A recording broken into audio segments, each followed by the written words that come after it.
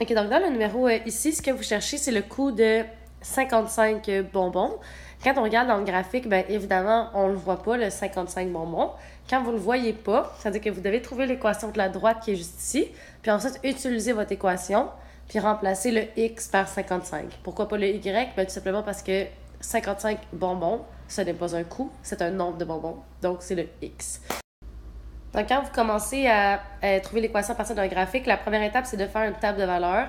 Faites attention, il y a beaucoup de monde qui font une erreur honteuse, qui est d'aller dire, ben, le bon des X, c'est 2, le bon des Y, c'est 1,25.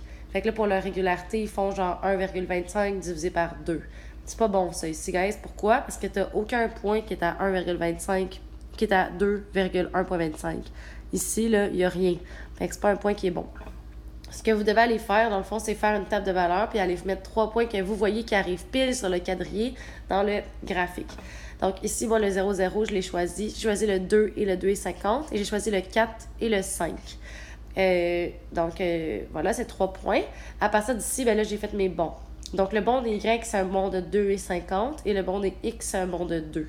Donc, vous voyez la différence, là. Ici, ça veut dire que quand mes X augmentent de 2, mes Y augmentent de 2,50. Si jamais tu prends les graduations, ben c'est pas ça que tu vas obtenir. Donc, pour ma régularité, c'est 2,50 divisé par 2. Je l'ai refait une deuxième fois, juste pour être certaine. Ah oui, ça donne bel et bien 1,25. Madame, est-ce qu'on peut répondre en fractions? Oui, c'est juste que vu que c'est de l'argent, c'est un petit peu plus logique, selon moi, d'écrire 1,25 que d'écrire la réponse en fractions, tout simplement, qui serait 5 quarts en passant. C'est ça? Oui, c'est ça, 5 quarts. Pour la valeur initiale, vous n'êtes pas obligé de faire une grande démarche, tout simplement parce que vous le voyez ici, que la valeur de Y, quand le X est à 0, c'est 0.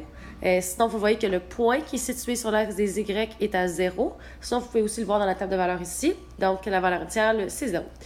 Donc, au niveau de l'équation, j'ai Y est égal à 1,25X. Ça veut dire que ça coûte 1,25 par bonbon et qu'il n'y a pas de frais de base.